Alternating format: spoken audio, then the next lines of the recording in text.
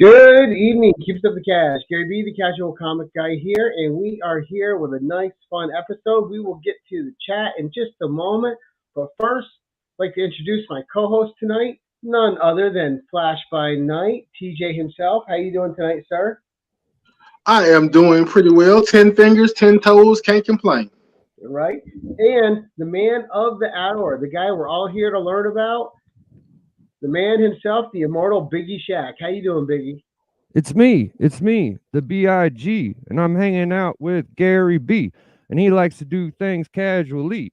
So me and Flash Knight's gonna rip it tonight.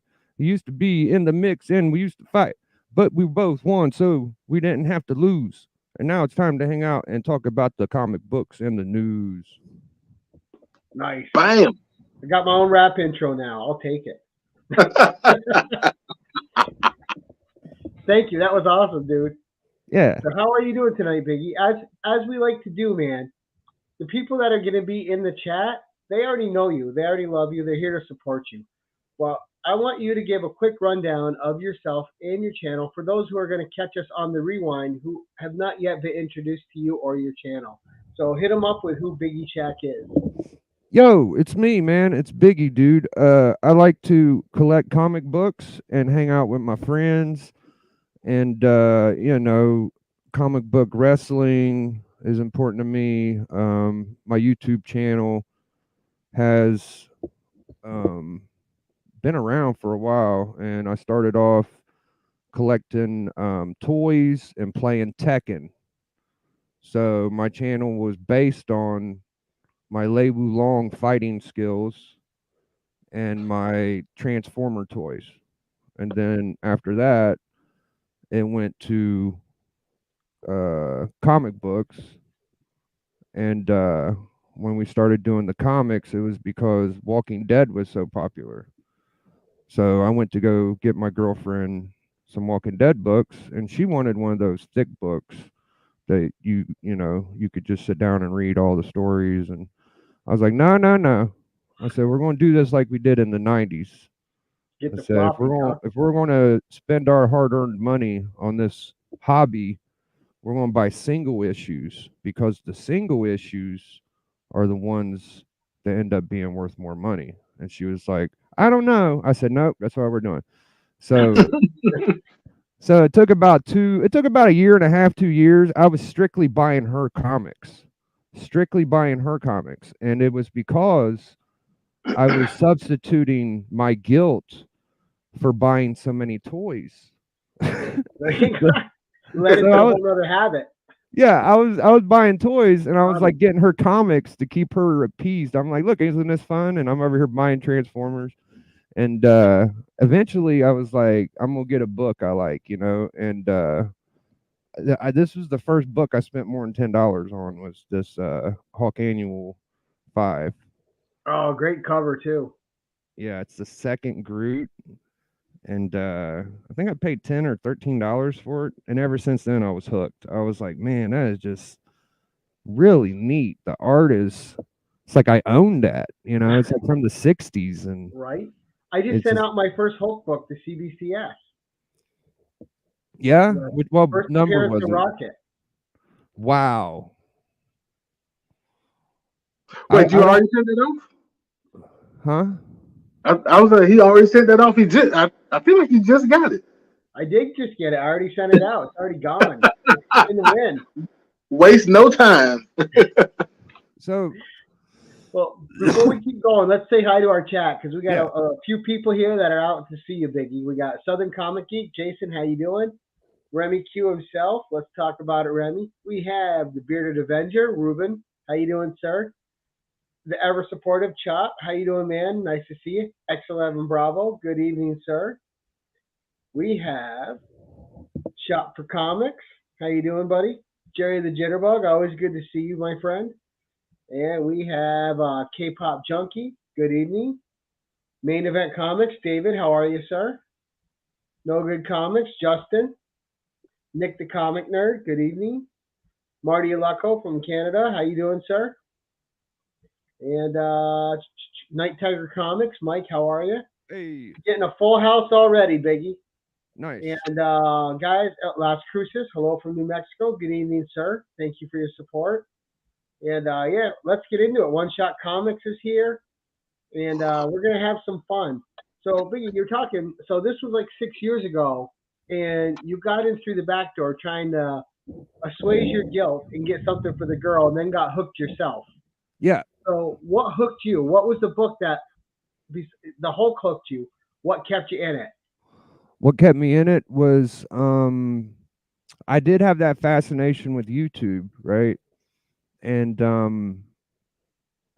I've always been good at collecting stuff and picking up hobbies. So I'm fairly educated on figures. So I'd start hanging around the comic shop, but I was very intimidated by comics. I was like, man, I'm gonna really invest $5 in this book, and I didn't know like the potential of how many important books there were. You know, I would just see books and be like, oh, those are just worthless, or it's a waste of time because I don't know what I'm doing exactly.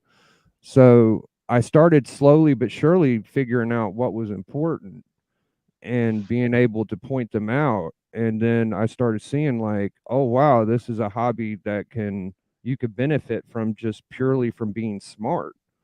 And it just and I keep trying to learn every day. I keep trying to learn.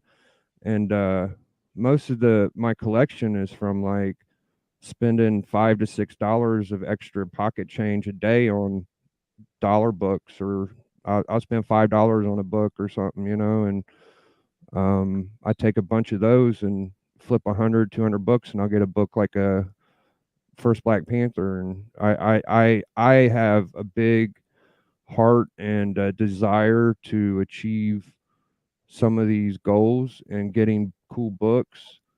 And it's just really interesting the access YouTube brings to you. I should give credit to Discovery Bay Comics because he talked me into getting a PayPal. Comic Head 84 for talking me into getting on Instagram and doing my first auction. And Who Dat Comics for teaching me that you could take your own PC books and turn them into stuff you really like. Nice. Now, what are you were talking about turning books into bigger books for yourself? What are some of the big keys that are on your to get list? I know from your recent post, X-Men 1 is one of them. Not exactly X-Men 1, but Giant size size. X-Men. Yeah. I'm currently I've gotten about every book I want under $900 to $1,000. That's really driving me crazy. So right now I'm going to up the ante. I've done this before with a couple books. Like I knew the House of Secrets was going to be expensive, so I thought that I was going to need like $1,400. Well, I ended up getting one for like $950. Oh, So the first Swamp Thing issue. yes, and I ended up getting a Hulk 180 also, and stuff like that. But I've done it enough to where I think I could do it as long as the book stays within my price range. So if as long as there ain't no big bump and I could still get a 1.5 for like 1,600 or 2.0 for $2,000, I'll probably be able to do it. But that I forget what the question is. I'm a little goofy. What was it? Oh no, just like what other keys are you chasing now? Oh, what other that keys? you wanna get? Oh, okay. Yes, the giant size, and besides that, man, I tell you a good book. I don't know the number to it. Is that first Hal Jordan Oh, okay. Showcase 22 or something like that? I believe. Chat, help me out. The Green Lantern where it's the first Hal Jordan. That's been on my mind. I could tell you what my first like big book was. That I spent like over $100 on was this first Sinister Six. Now, are you more of a collector or a reader, Biggie? I am a And you're right on. It is Showcase 22. Oh, good. I was a lucky guess. So I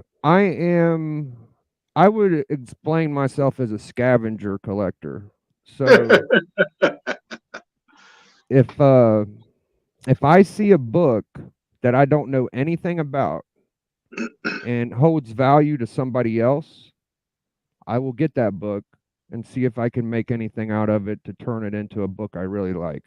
So here's an example. Now, it's a big book, and I was really excited when I found it, but the value was so high that I said I would rather have another book than this one. So I found a Fightin' 540, which is the first Peacemaker, and the very first Peacemaker. It's not an easy book to find, and I think I sold it for like $300. And I can't remember what book I ended up. I think it was like a Green Goblin or something I was going after.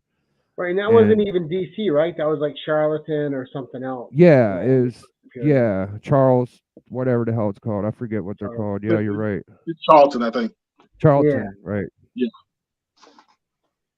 So the comic book grails, grails are interesting. I'll tell you, the only two books I said it in a rap once was just give me a Tech 27 or an Action 1, and then I will be aggressively relaxing.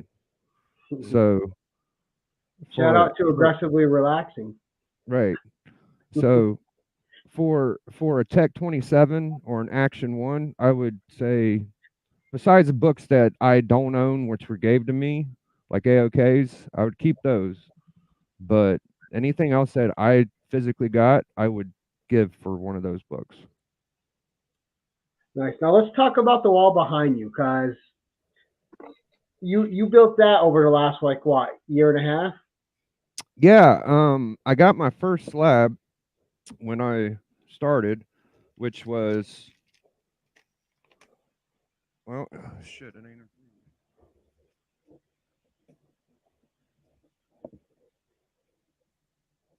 Anyways, it was a here it is. I'm sorry. Oh, you're fine. Captain America 100 2.0. Oh, what a great cover that is too. That's a good pick for a first slab, right? Right.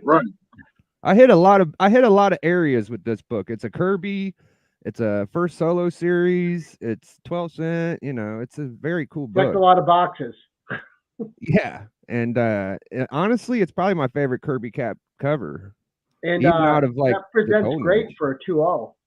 Yeah. I was about to say that doesn't look like a 2.0.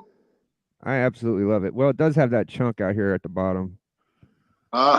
Yeah. It's hard to tell though. That old and nice. Hard to tell. But shit, I keep getting distracted. I'm goofy. What was the question again? Oh no, we're talking about you building the wall behind you. Building the wall. Yeah, it took a couple years. I tell you what did it, man, was my antique shop had a primo collection come in, right? Dude, I'm telling you, bro. I found a Jimmy Olsen 134 I got for $5, bro. I got first Rogue, I got first Clone, first what was it?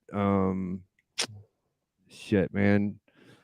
Anyways, I got a bunch of keys, and then I had some just regular cool stuff like Silver Age and all of the West Coast Adventures, all of the Avengers that were important with Scarlet Witch, all of the keys, all the modern stuff, Civil Wars, all the first Immortal Hawks.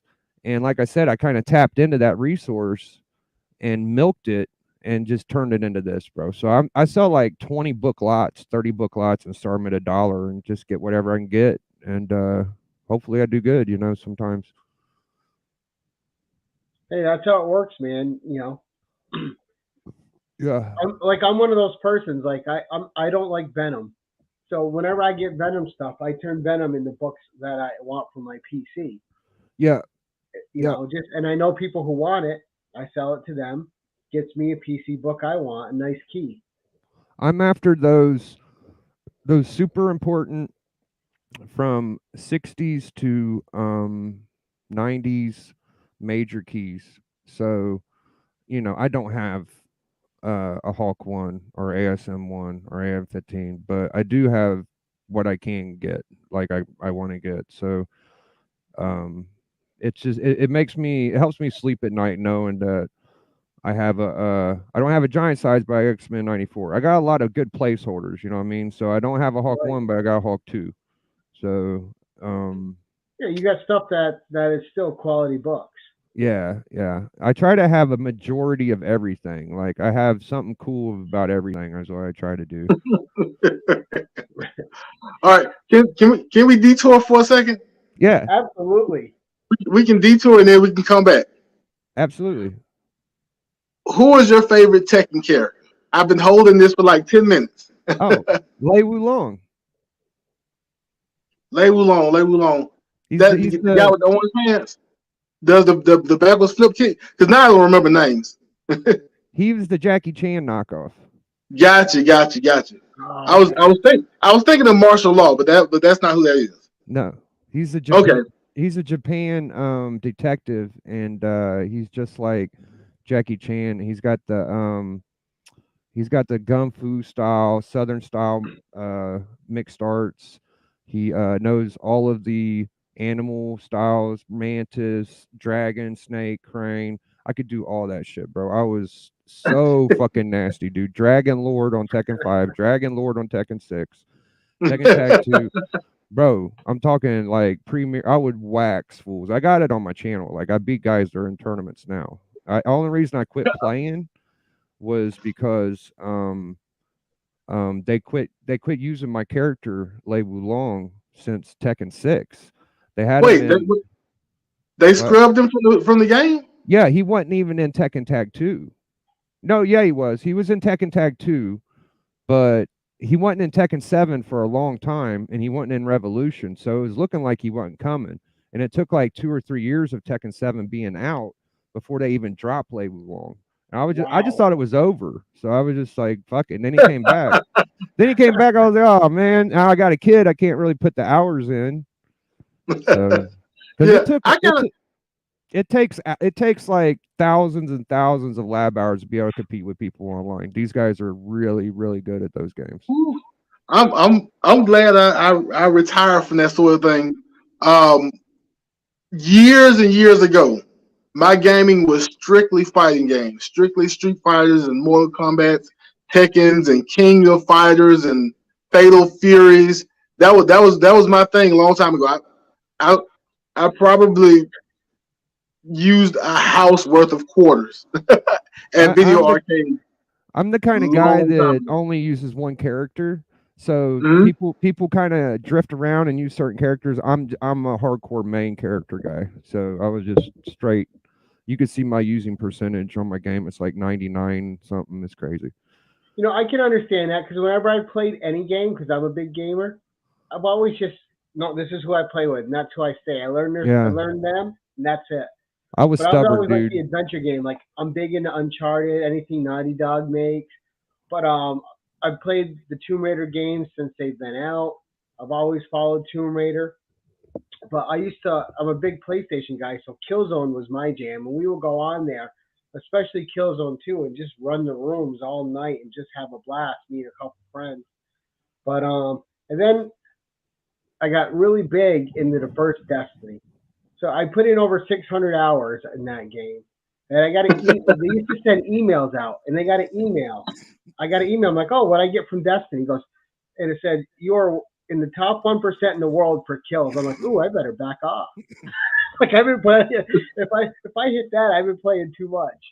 I tell you, the crazy thing, man, is that as much time as I put in Tekken and as nasty as I was, when NBA Live 2009 came out, they was really following day to day stats and people were keeping records and shit. I was in the top like fucking 90 in the world on that game, bro. My winning percentage was like I was using the Phoenix Suns and it was Shaq and Amare and Steve Mm. Nash and I was just so nasty, bro. Like I couldn't believe how good I was. So as good as I am at Tekken, like there was another game I was even better at. So go figure. Now, are you still a gamer now, Biggie? I can get on there and still rough some people up, man. I'm not bad, but my best attribute is like mirror matches. So if you could find someone that's good with Lei Wulong, like I was really good at beating other Lei Wulongs, but I could Yeah, beat. because you knew I've never met their anybody base. I can't beat. Like there's no. I've never played a player. If you just play me enough, I will beat your ass, and I'll end up beating your ass some more too, because that's the way it's always went. Now, I really want to ask you about wrestling because wrestling's a big part of your interests, right? Yes. When did you start watching wrestling, and who are some of your favorite wrestlers? And like you always have your title belt, like your Yeah. replica belt there. So talk a little bit There, about wrestling and its influence on you and your life. here it come. I Here it love come. the There you yeah. go. I love wrestling. I feel like wrestling is an important social skill and life attribute.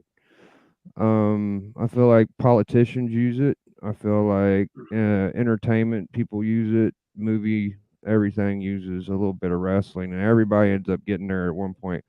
So, The grandstand. wrestling when I was a kid, I was probably about 5, and I remember seeing the Hulkamania running wild, brother, and just smashing fools. And I used to love it when Hulk would come out and he'd Hulk up, dude, and he'd be like, Oh, he "Yo, I always could." had his one gimmick where he'd get beat so long, and then he'd start Yeah, doing the shake and get yeah, up. yeah. I would shake like the Hulkster when I was a kid and be like, "I dare you!" And then the motherfucker hit me, I just beat their ass. You know, I used to think I was Hulk Hogan, bro. Like I used to wax kids in my school. I was notorious. It took like a fourth grader. I was in first grade before I got my first ass whooping, and I saw him picking on some of my friends, and I was like, I'm about to hawk up on this fool. You know what I'm saying? And I went after him, and he kicked me in the ass so hard I thought I broke my ass. I went to the I went to the office. They was like, "What's wrong with you?" I said, "I think my butt's broke." I don't know what happened. I never lost a fight before. You know, it's just like shit. I Right? was beating everybody's ass. Boy, those administrators had a laugh when you left. I bet they fell out. Oh man, They had I, to play it straight while you were in there, but they laughed when you left. it probably really was broken. You know what I mean? But I don't know. Now, my big question for you though is, would you get in a cage match for the title of that belt against DJ Lynx? Fuck yeah, I ain't afraid, DJ. That would just be He, pure entertainment watching you and DJ wrestle I it might out for not the give him my belt. belt, but I'll fuck him up. Maybe beat him with the belt, No, I love DJ, man. DJ is my favorite of the Corona crew. right? Yo, Metarog. Yo, Metarog is important, guys. So all He you is. guys that don't think you could get Grail books, I hear people say it every now and then, like, "Oh, I'll never get a big book." Oh, da, da, da. Metarog is the key to success, dude, because I have taken plenty of prizes I've won and turned them into some of the mega books. And even if you don't want to sell them, you may win a mega book you've been wanting on some, and they're all free. It's so much better than a lottery because there's free comic book contests, and Metarog is very helpful in showing you guys that. So shout out to Metarog, man. And he also knows how to get killer deals at garage sales because you do know he got a Hulk 181 for $1. Oh, I talk to him about that every time I see him. I I wish I That, was little Metarog. and he's one of my co-hosts on when we do Saturday shows, the special episodes of the 1011 on Saturdays. He's one of my co-hosts. I actually got to get Metarog on the in the usual suspects chat so he can co-host on here too. Yeah, you guys remind me. You guys have similarities, man, because you're always trying to get the community to I connect. thought you were And gonna say because we're both old. Phew. no, you're nowhere near as old as Metarog. I'll be 52 in a couple months, I'm joking, Metarog. Metarog's gonna beat me up. right? No, Metarog's great. And do he's you the have? grandfather of bringing the community together. Oh yeah. I'm sorry, TJ. You had a question? Now I was going to ask Biggie if he has a one or two favorite current wrestlers from wherever. Oh man, that's a great question, dude. And I tell you, dude, I'll give you 3 because I hate leaving one off. But and this is gonna sound silly, but Cody Rhodes, okay, he has the most potential out of everybody on the planet right now. If he would do certain shit, I think he could get over more name by. Okay, so Cody, and And then I like AJ Styles, man. He's like the Bret the Hitman Hart that don't get the Bret the Hitman Hart credit, dude. That guy is phenomenal. And then I like this guy that's a scrub. What's my boy's name? Shit, man. I had it. The blonde haired guy, Dirk. It'll come to me in a minute. My brain's a little slow. Yeah. Sometimes. Marty you're not talking about Hollywood guy, the guy that's Ziggler. Ziggler's my third. Dolph Ziggler. Dolph Ziggler is probably one of the most underrated wrestlers in WWE. It breaks my heart he don't get a break nights, bro. Right. If I could get anybody a title push, it would be Ziggler, dude.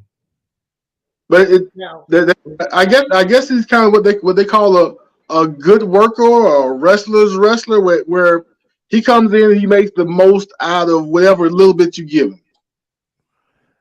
I've always admired his career, man. He's just put other people over. I guess he just hasn't had that great gimmick. He just needs to be a snotty prick. I feel like there's been glimpses of him being genius. They just fuck up and I mean, he's had the world title, I think, twice, but both of those were like years and years ago. I missed it, bro. If he had it, I remember him having like a European or some shit, but not the world. Back when Biggie first came up, way before when he first came up, he was Dolph Ziggler's bodyguard, and I want to say Dolph won it from Alberto Del Rio with the Money in the Bank cash in. I'll have to watch that because I completely flaked out on that. So that's cool. I'm glad he did. But it's been like at least 10 years since then. He should have touched the belt at least one more time since then. I think he's the most wasted potential out of a lot of people, dude. Like he looks like a good wrestler. He is a good wrestler, and you don't even have to hear him to know he's good. You know, he's just that good, bro. So you know who I really like though, and he gets on everybody's nerves, but I guess that's why I like him. But for the lack of technical skill The Miz has, The Miz plays his role probably more perfect than almost anybody. I'll tell you who I hate, bro, is MJF, because he looks like a fucking marshmallow. I think I could whip his ass if I met him. Like he's just a marshmallow, bro. I don't like him. I'm just starting to watch AEW wrestling, so I'm just getting to know MJF. To me, his like he has some well-written promos, but the way he delivers, there's something about the way he delivers his promos. Like instead of being insulting, he wants you to know he's a good promo deliverer. Yeah, I feel like when he went up against CM Punk, dude, CM Punk is not even as good as he used to be. If Punk was smart, he wouldn't be the hero baby face right now. He should be the bad guy, bro. He should be the bad guy and shit on the crowd right now, because that would get up, bro. When he was bad, dude, that's what put him over, bro. So I want to say he may have just turned heel not too long ago. And yes, I do remember Abdullah the Butcher. I do remember Abdullah the Butcher. I know more about the 90s. Some of us can relate to marshmallows. I know more about the 90s stuff than I do the new stuff. I'll admit that. Well, you even had Hogan and Andre the Giant take their villain turns to keep themselves up in notoriety. I think Hogan's villain turn's underrated. When people talk about the Four Horsemen, they glorify them as the greatest faction ever.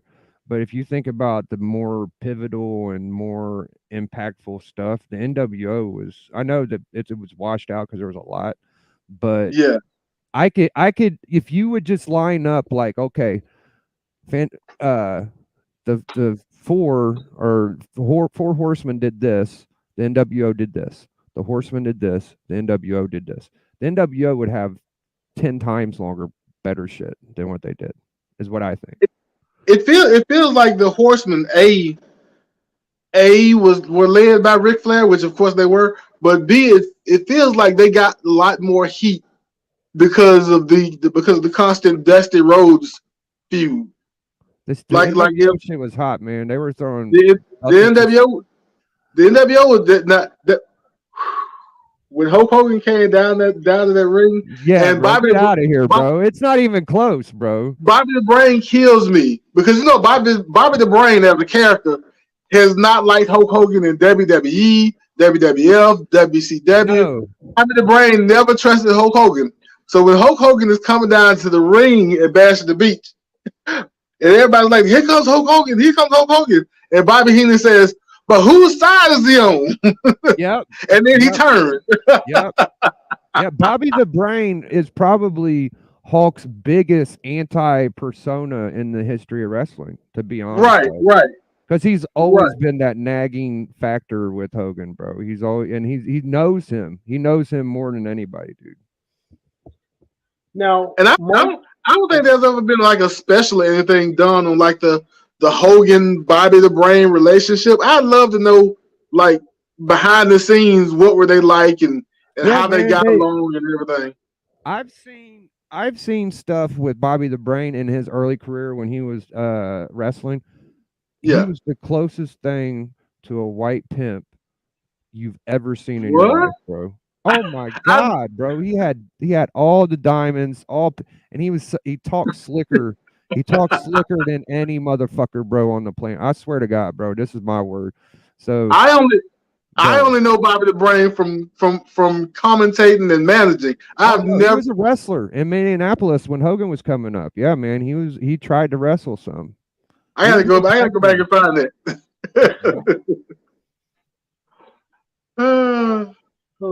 That was back in them daddy days. Like, we going to the gym daddy, them Billy Graham days. You know what I'm saying?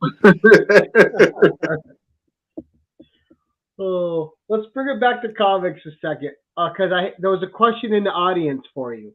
And Mike from Night Tiger Comics, he wanted to hear about your golden age. I got a book in front of me. Golden Age. I got into a big urge in Golden Age a couple years ago, and I got this cool action right here. Ooh, that is cool. It's one of my favorite Superman books. I think it's 181. Action Comics 181. Let me make sure. First appearance of Wolverine? 180. 180. What is it about 180s and 181s in comics? I don't know. That's funny because I got the Hulk 180 right under it. I got my Action 180 and my Hulk 180 right next to each other. Nice. So my Golden Age, I caught the Captain America Timely bug hard, bro. I was ready to trade my whole collection for a Timely. Okay. I just love Golden Age Captain America. The weird thing is I only got one. After I got that one, I was like, you know what? That was really hard. Now I'm going to work on I'm a Cap fan. Cap's my favorite character besides Superman. So I felt like I needed a Timely before I needed an Avengers 4. People like that Silver Age Cap. I was like, I would rather have any Golden Age Cap than a Avengers 4. That's just my opinion. Golden Age books, you can get Cap and Batman with guns. Right. So I got one. It's right above my hat. It's that Cap right there, Cap 67, and so I was obsessed with that. And then Doc AOK'd me this World's Finest 2. So I have my 3 best Golden Age books are that World's Finest 2, the Cap, and then I have a Superman 23, which is right behind me in the shadows. Doc from Man Cave you're talking about, right? Yeah, Doc. That dude's got an incredible collection, man. Doc put me into a whole. When we was on the hunt and we was defending our tag champions, we had a $200 bounty on our head, and people were coming at us left and right. And me and Doc defended that belt like 15 times or 13 times. Ended up being the longest defense ever, I think. So, I was in the frame of mind of I'm gonna get these big books I want, and I went wild for like a year, and Doc has been my inspiration because when he AOK'd me that Superman 23, I instantly thought, I can't let my best book be a book someone gave me, right? So I tried and tried and got me some good books, and just talking to the guy and learning stuff, and all the support he gives me besides the books and stuff, like he's just a really cool guy, and I do feel like he was And my tons of knowledge. he's like, you know, the person I look up to in the shit, really. So he gets Yeah, the books, first bro. He gets books, dude, that there's like a scarce level, okay? And there's a scarce level that goes from like 1 to 9, and he's looking at the level 9 books, bro.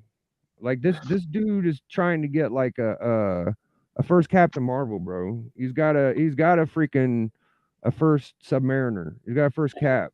It just like he's just knocking them off left and right. Like there's greater collectors, but I just don't get to talk to him. I get to talk to this guy, so I have fun with that. No, and he's a good guy. I mean, just watching him on Slab Hub, you just the stuff he has, and he's gonna end up coming on the 10-1-1 one Saturday night. We're getting him as well. Yeah, that reminds me, man. I want to show this book I got. So whenever I get like a little depressed, or sometimes I get frustrated in life, or dealing with YouTube, even, sometimes, and I got this one book that reminds me that there are people that like care about me, you know what I mean? So the Geek Aficionado did this secret grail thing, and he got together like 20 or 30 people. They all chipped in like $20-$30, and he said at one point he had to shut it down because there were so many people coming. So it went from Wow. being like a, a a raw book to being a slab book, to being a slab book and a microphone, and a shout out from Jack Hacksaw Duggan and all types of shit. So, which was the first Green Wow. Hawk.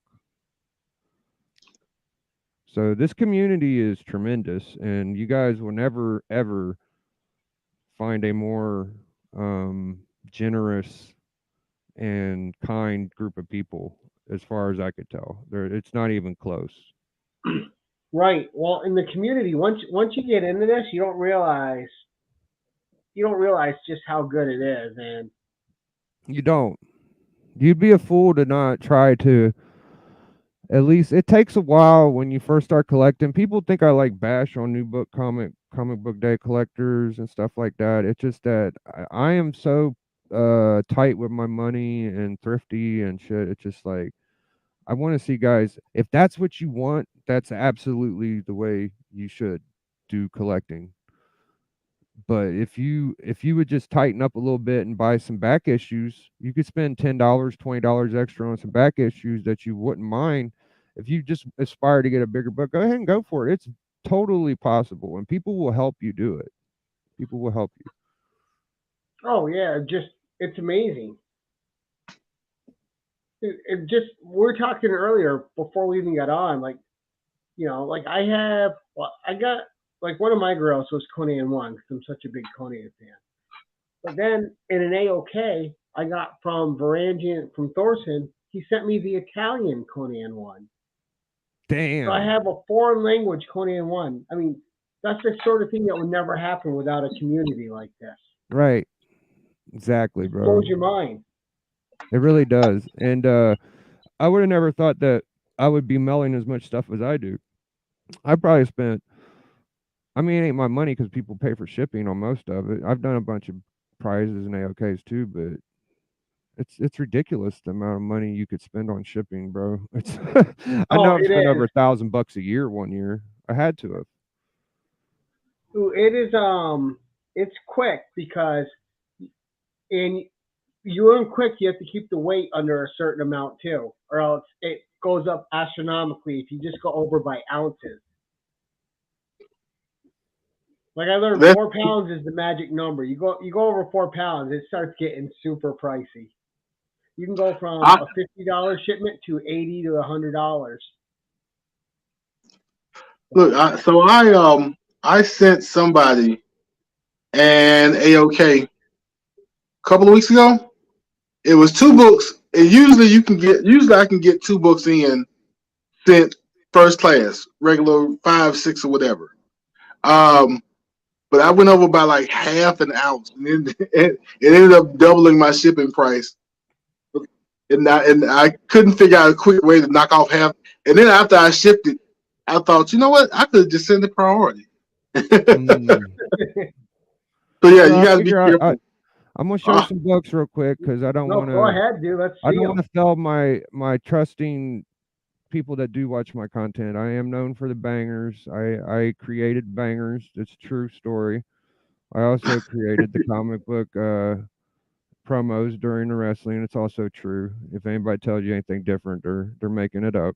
So me and Gary have some in common because he created the Grow Together and I created bangers. So how's that feel? We both got intellectual property that's worth nothing but trendy. Right? Well, now I need intellectual property now. But that's even kind of the bigger compliment when something you do offhandedly grows beyond you, right?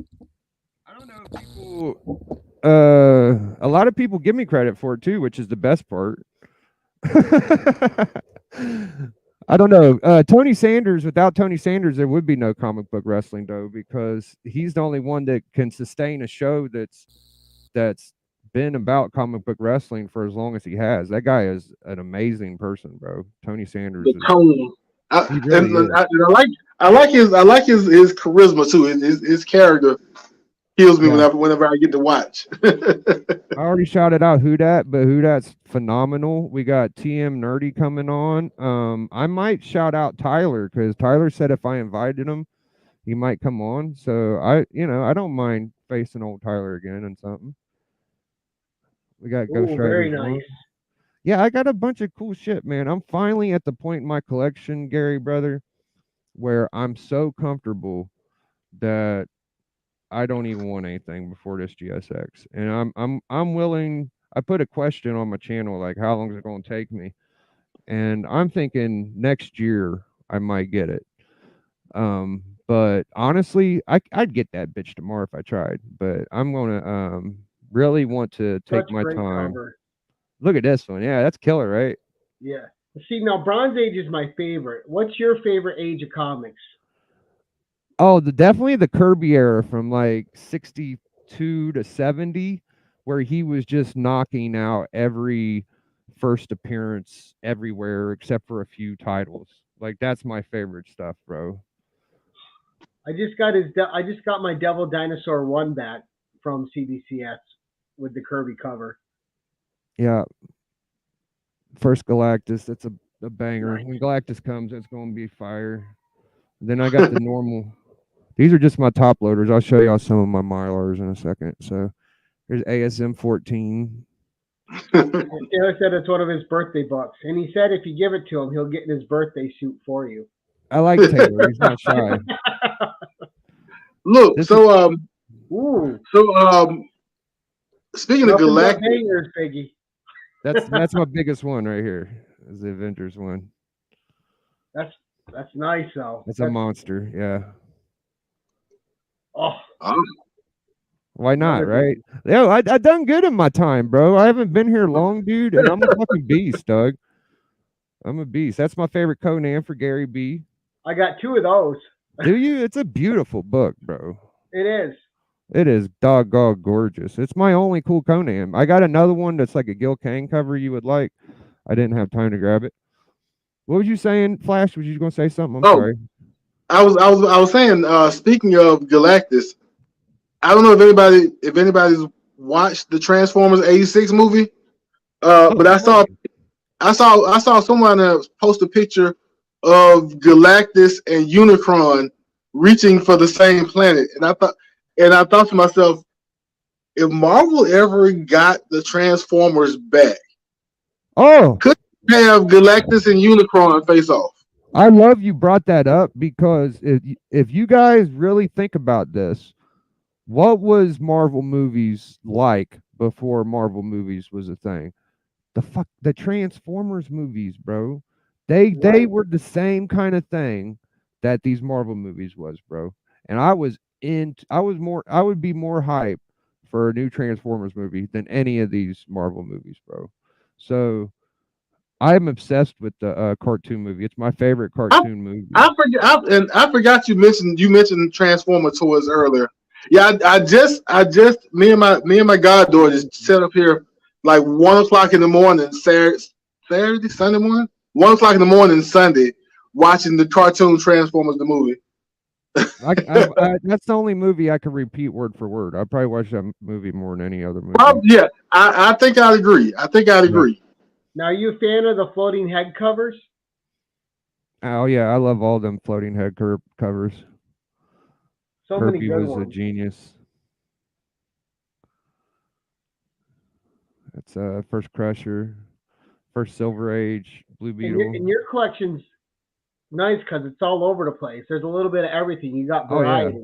Oh yeah, I got dude, what I focused on was the only thing, like, you know how people talk about getting runs done and getting whole sets and stuff, right? So my biggest achievement, I would say, is my black suit run. So I have like all of the first black suits, and then I have all of the Venom stuff except for ASM 316. I have every like, you know, McFarland and 252 team up, Web, and I loved that set. Like, if I could, whenever people go to spend like $100 on a book and ask me like what book should I get for $100, I would say go get a 298. If you can't get a 299, but go get a ASM 298. Like, that's the first starter book. Now, did you get into like the elite like wrestling books? Like there's that one wrestling book with Macho Man on the cover, which is like a crazy expensive book. Yeah, that's funny because my buddy Who Dat and 84 got that book, and at one point it wasn't that bad. I don't know, but are you talking about the one with the glasses? Yes. Yeah. Yeah. Yep, I know what book you're talking about. I got a really cool J Hood. I got the dopest community artist cover ever, bro. I'll show you guys later on Instagram. I'll send you a picture. But he drew Hulk Hogan on an Immortal Hulk cover, and it's Hulk Hogan point. It looks just like you would see on the NES cartridge or something. It was perfect. Yeah. I got some cool wrestling shit, man. Yeah. Dope sent me a good magazine, Japan Hulk Hogan. I got the issue. It's not very expensive, but there's a Wolverine Presents where Hulk Hogan wrestles the Hulk. It's like their meetup or something, and I got a couple of those, so I'm big time into it. And it's weird too because when I first saw that Macho Man one, I didn't even know that was a book that existed. Because every time you see a wrestling book, it's like some IDW piece of garbage, which looks like it's barely written. Yeah, I haven't really read a comic book story. I heard that Crimson Tide's good. I haven't read it yet, but when I read Over the Ropes, where the hell it was, I didn't like it. Now, let's talk a little bit about your crossover on the DJ's channel with the Epic Rap Battles and what's that been like for you being a part of that? Because you've been a part of it since the beginning, right? Yeah, DJ Lynx is an amazing guy, and actually I pretty much begged him to do it, and I'm just pretty much the guy that keeps begging to be on. So If you're having fun with it, why not? I absolutely love it, and I've had fun with it, and this next one, dude, I'm so excited for, because it's very very cool that me and 84 are going at it, right? So Comic Head, is the champion, and I'm going at him, so I could possibly be the champion at the end of the night, and that's just like really cool to me. So Oh, like Macho Man taking on Hogan. yeah, we get beats this time. So who knows what else is going on? You know what I mean? Like you guys, that's all I could really say is we got beats, and it's going to be fucking awesome. So I can't Now, wait. there's one thing, in my opinion, that the epic rap battle's missing. What's It that? needs a little bit of flair. It needs its own title belt, like that WW belt you have. The epic rap Well, battle needs its own title belt that gets passed around. DJ tells me all the time that um people don't do it like me and Tyler did. He says he wishes Tyler would come back so we could get it hyped up again, because me and him kind of did a real angle where it looked like it was a lot more anger than it was, and Well, yeah, you people, were showboating. That's what made it fun. yeah, and I feel like I just kind of met somebody that reached my spectrum of like, I understand this guy and I could feed off of him easy because he's quick, you know what I'm saying? So Well, I'll be a witness. When I found the community and started hanging out, and then a few months later saw the first epic rap battle, and all of the Tyler and Biggie stuff back and forth in other chats and on other channels, and like, do they really hate each other? I had no idea that it was a work until you just said it. like are they gonna fight? I never bought it for a second. I just had fun with it. I just enjoyed the fun of what you guys were doing. I didn't know everybody, so I thought it may have been more serious than it looked. well, the thing was like, it was weird because I felt like he thought like I was maybe homophobic, and then for him to be like wearing a dress and being a dude and telling me I'm homophobic, it set me off worse than a dude that wouldn't be wearing a dress. So I was just like, I was a little pissed because it didn't make sense in my mind. I was just like, what the fuck? Like, you can't call me that because you're doing the shit yourself. Right? But that's the best thing about Whack Comics, though. They got that awkward sense of humor, and they really lean into it, and they know how to throw some people off their game just by being awkward. I still think I'm smarter than the motherfucker. I'll take him on. I don't give a fuck. Even if I lose, I know he's like everybody's hero and shit. I still like whenever I battled him, I thought I won. Like, I feel like I'm a pretty good judge of shit. The only time I lost, where I felt like I lost, was whenever I went up against Drac and I did lose. But my attitude was like, I'm going to lose this before I even start. And then what happened was people started messaging me that I didn't even know that well, saying I did good. I was just like, all right, so I'm really going to try, because I used to think like I'm just going to freestyle because I'm hardcore, And then I was like, okay, I'm gonna start writing, and then I started Put some figuring prep out. time into it. Yeah, I took this like method like I learned from Nas. He says he'll write like 120 songs and turn it into one. You know what I mean? Like, just pick out the hard shit, and you got to kind of learn how to extend some bars, and it's really cool, man. Nice. Yeah. Well, But that's DJ okay. Links in the when rap is the next battle, one coming up?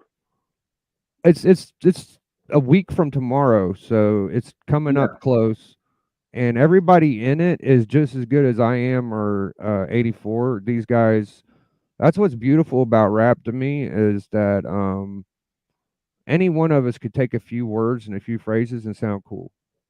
Right. So I love when I see Flash. I don't know if you even said this, but I would be in the chat and I'd see Flash and I'd be like, Bobby Boucher Gatorade. Like, I don't even know if you said that. Did you say that?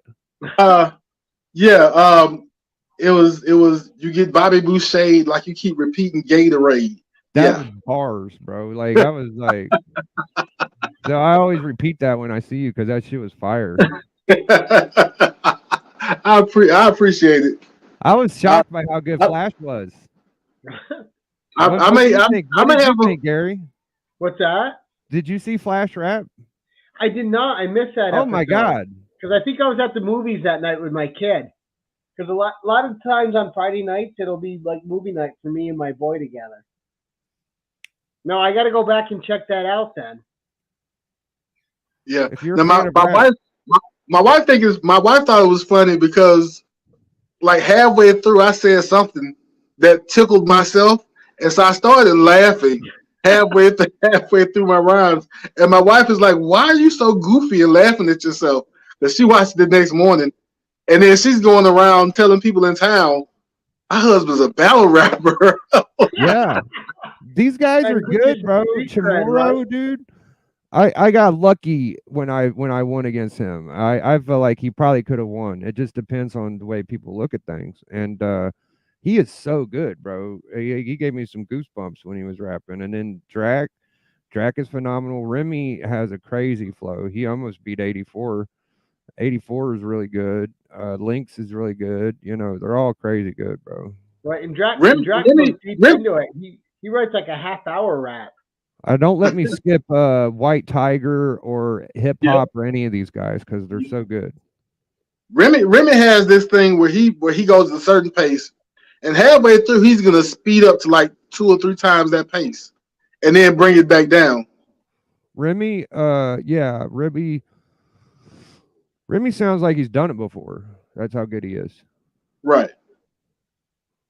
That's the same with you. Like I could tell like you've done it before when you was rapping. I was like, this isn't the first time he's done this. I tried. I gave it a try back in my early 20s. I'm thinking like that. Well, actually, I guess that is about 20 years ago. You sound I good gave when it you a do try it back too. in my early 20s, but I didn't want to put all the work in to actually make it work.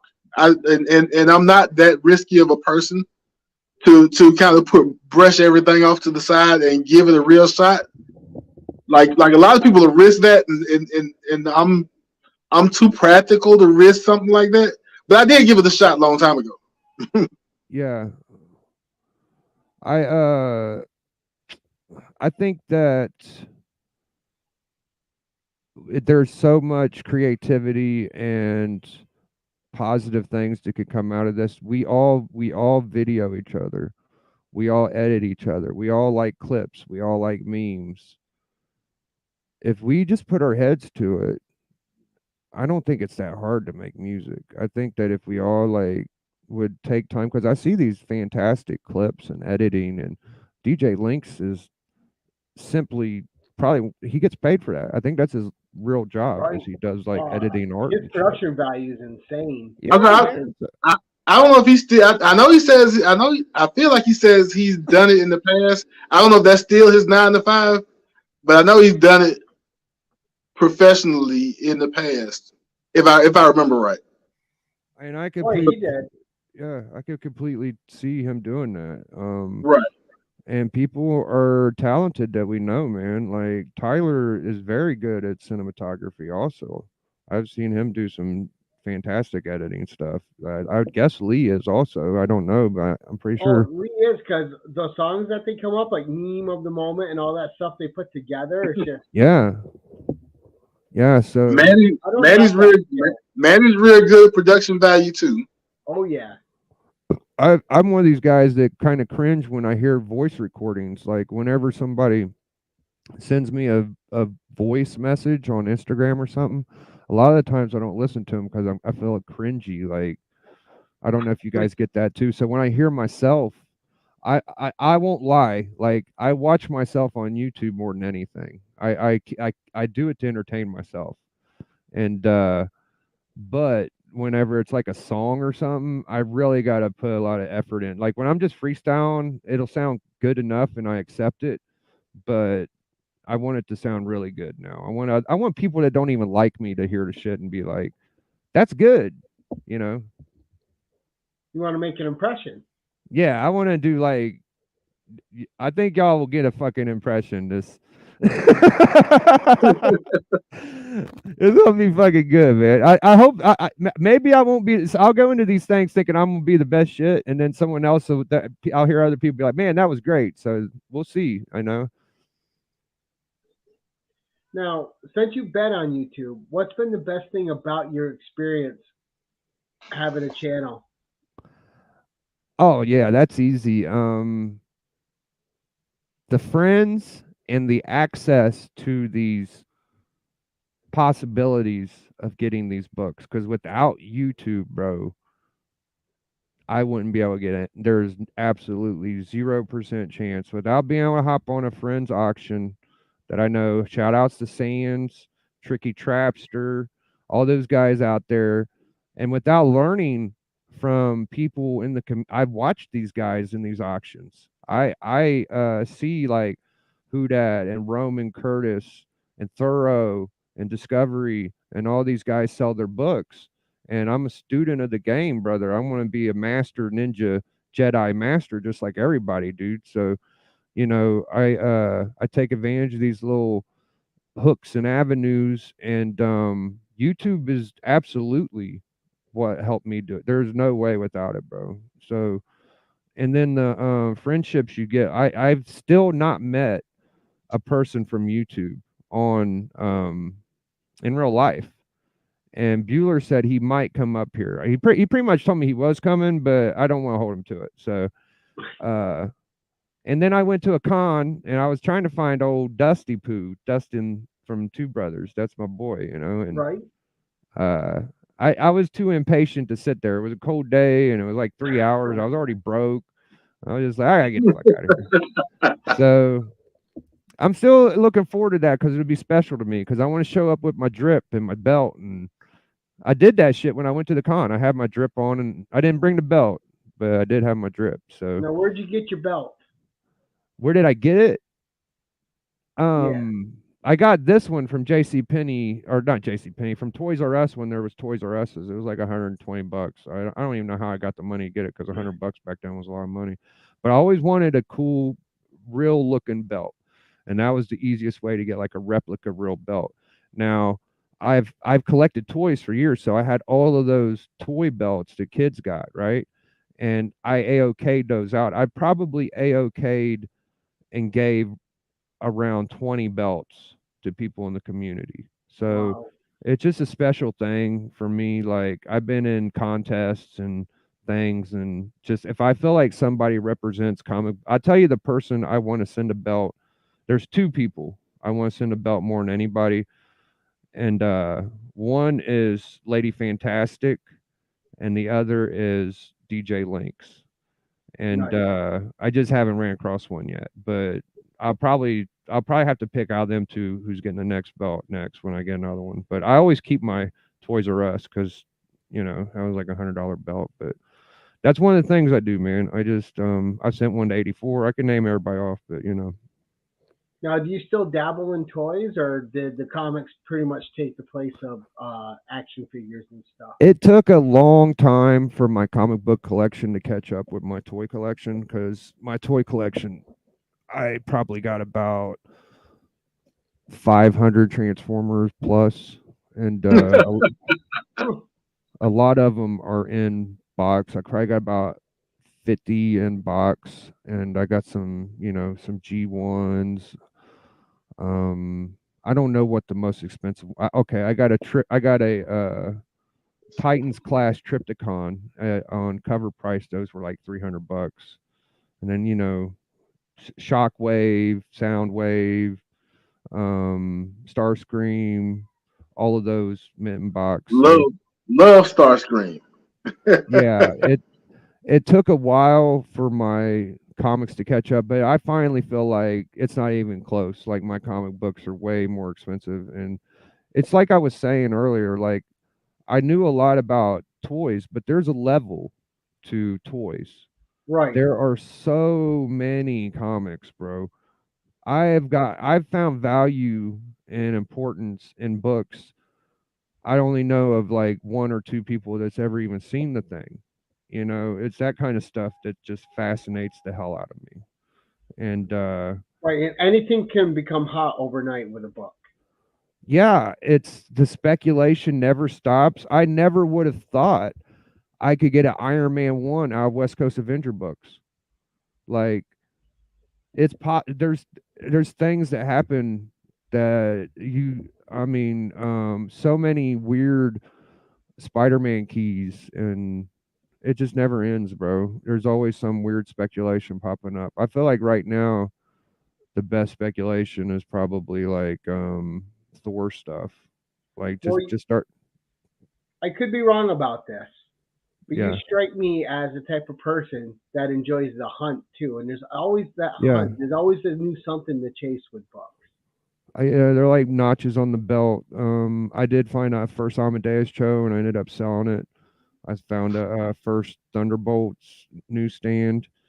That's a pretty pricey book. It was high grade. I was pretty proud of that. Like I said, the first Peacemaker. So um, I do keep a lot of them, but ultimately, like the big books, like the first Hal Jordan and the GSX, are the ones I want the most. Now, don't get me wrong. A first Mysterio is very interesting to me. I would love to have like that book, and I think ASM is like my strongest point. If I had to pick one character and what is my most important, valuable books of all the runs, it'd probably be like ASM, Hulk, or Superman. Nice. Yeah. All right, so we've been going about an hour town. We'll start wrapping it up. I got a couple more questions. So you seem to me like a guy that enjoys a good villain in a book. Who is your favorite comic book villain? My favorite villain. Pains me to say it because I have a really low condition copy of this book. I wish I would have grabbed it so I could show you, but it's X-Men 14. It's the first Sentinel. Oh, I've always been fascinated with that cover. It's not the most elaborate. It don't have the most Kirby lines. It just has this weird cartoony amazing kind of feel to it, and there's depth. And with the Sentinel, it's like it's everything I love, right? It's a giant robot. It looks like a human man. I have a phobia of animatronics and shit, so it just like it just hits so many values for me. So I feel like Sentinel, he's not. animatronics, huh? Did you watch Willy's Wonderland with Nicolas Cage? I tried to get through it, I think, and my girlfriend caught me and shot me off of it, so I couldn't get through it. Ah, I fun tried little though. flick. Nicolas Cage being Nicolas Cage. It's great and over the top. I have a real fear, I think, of amusement parks with like robot shit moving around, and like if I was walking in that area, I don't know why. Skynet. Right? I tell you what else would scare me is like a giant size Texas Chainsaw Massacre, like real human size. That shit would be terrifying, bro. There was a Oh, evil Leatherface. witch, the green witch from Wizard of Oz at Yep. my Goodwill, and it was animatronic, bro. That shit was terrifying, dog. That shit was like what? You know what's funny? It's funny you say that too, because I love like those Spirit of Halloween stores when they're out. But my kid, man, will not fuck with witches. Anything like witch, especially the witch animatronics, nope, we would have to leave. He'd be out as soon as that thing moved. There was no calming him down. That was it. We better turn around and get out that door, guys. He is done. I gotta get to Disney World and get on that Pirates of the Caribbean ride, dude. I'm just so. There was this story on a Disney Channel thing where they were talking about how Walt got inspired by that, and there was like a cave, the biggest underground cave system in the world, like in Phoenix or some shit. And he went, and they had like a Pirates of the Caribbean like little area in this underground cave system, and he like spent the night down there. It's just really fascinating to me. And then of course the haunted mansions, like that shit is really cool. So it's really interesting that Disney owns Marvel and all of the potential that can, you know, come out of that. Right. We need, the thing I liked about the new Doctor Strange movie is you started seeing hints of the supernatural. I really want to see the Marvel Universe embrace the supernatural characters that they have and get into that kind of universe too. There's so much untapped goodness there.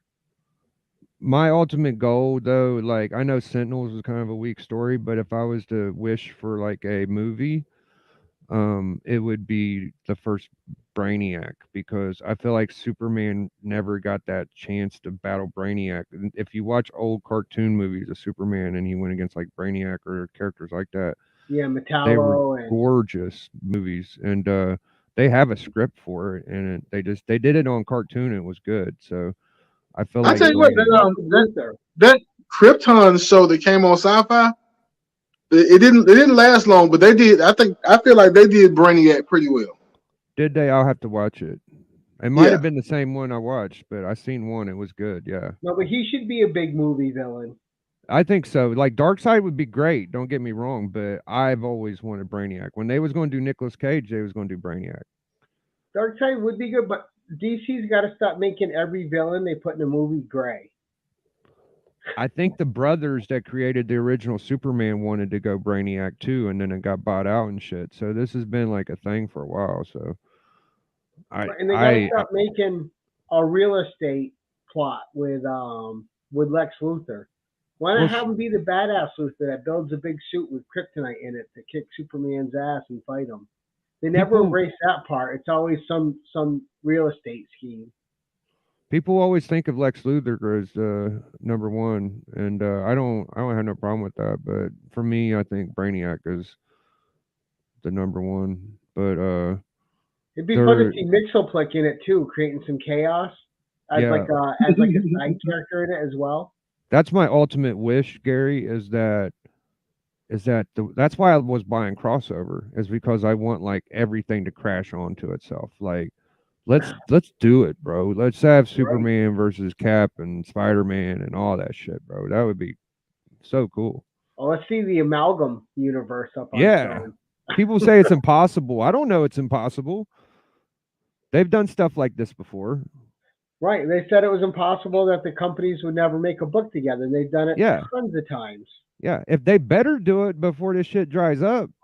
You know what I mean? That's what they resorted to in the past. So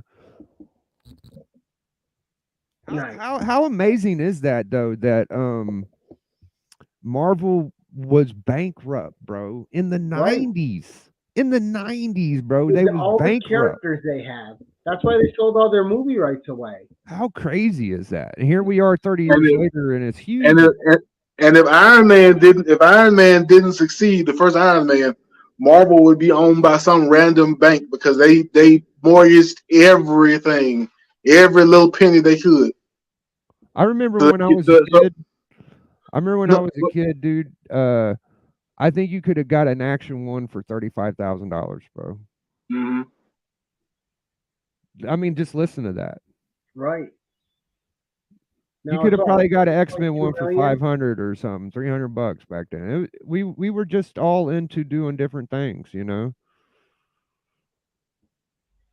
Yeah, it's amazing. Like the market value of books has just gone insane in the last 2 years. It makes sense though, Gary, because if you think about it, bro, in real life situations, we were all only allowed to get as many books as what was around us. Now we could get these books and get exactly what we really want, and that's why this stuff is. The internet is definitely the reason. That's why I give YouTube credit. But and I think that goes with any hobby right now. In the world we live in, nothing's where you can't reach it with your fingertips. I think all of these books are going to be like. I honestly feel like the grading system we're using now is bunk. I feel like it's going to change eventually, and that like some of these 0.5s, it's already happening. Like CBCS, the books without the headers on them, they're getting as high as grades as 1.5s now. So I feel like CGC might catch up and eventually figure it out, because I feel like there's complete books with staples attached and everything to get 0.5s. I feel like if it's a complete book, it's probably got to be at least a 2.0, you know, like. So yeah, if you can read it. Yeah, and these books are just going to keep going up in value, bro. There's no doubt in my mind. Because now, who's your preferred grading company? I Biggie? don't use grading at all. Oh, you don't send books out? You just buy them already graded? I prefer them with a little mystery, brother. So, I Now mean, I'm but not, you don't have a company preference. Like it either no. comes to you CBCS or CGC, however you happen to buy it. If I was to just go by quality, I kind of like the newest CBCS ones because they're Oh, clearer. me too. I really They're do. solid. But just for my own example, like I almost slabbed some of those first Star Fox with Avengers. I think it was like Avengers 250 something or something. And Star Fox is like floating out there. Anyways, Right. I have four of those and they were perfect. And like 9.8s were going for like $700. So I was thinking like I'll just send them. They'll be back within a couple weeks, And all my friends were like, "No, don't worry, don't sweat it." But I do see like potential in slabbing and making money off of it. But fortunately, I've been lucky enough that I could just sell my raws and do well Just enough. not So having the grade you want. I do it with the least amount of effort I can get, and I don't know, maybe one day I will slab, but I've heard horror stories, and I really feel like there's more potential in a raw book in some situations. So I don't know, dude. It's confusing. Yeah. Well, that's the thing though. The market's so fluid. You know. I know that's great. Well, we'll be going an hour 15. Let's start doing the wrap up, and that way we'll make this a watchable length for anyone catching it in the rewind. But that was a quick hour and 15, Biggie. This was so much fun. We got to get you on the 1011 to talk some books. Oh So yeah, man. we'll schedule that up too. But as we're going, first TJ, we'll start with you, man. What's coming up with you? So I said it yesterday, but I got this book last week. But Right? before I read this book, I had to go back through these so I can make sure that I understand what Bunny Mask has going on. And so since I read back through them, I'm going to do a review on the review slash walkthrough of the first story of Bunny Mask. Man, I love And that then first whenever run. was that? I love that first run.